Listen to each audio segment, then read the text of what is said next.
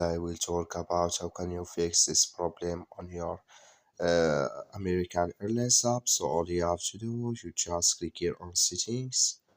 So then it's going to take you to this list here. Then all you have to do, just go down here. Then you click here on apps. Then you come to apps list here. Then here can you are looking for American Airlines. Just click on it or click here on search. Then add here American Airlines here. So just click on it.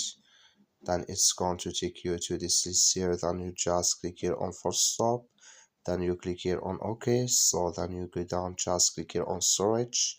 Come to storage list here, just click here on clear cache. Then all you have to do, so you just go to your Play Store, click on it. Then it's going to take you to this list here, to your Play Store. You come to your Play Store and search for American Airlines.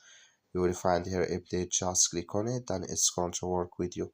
That's all you have to do. Thank you for watching. Don't forget to support us by liking and subscribe.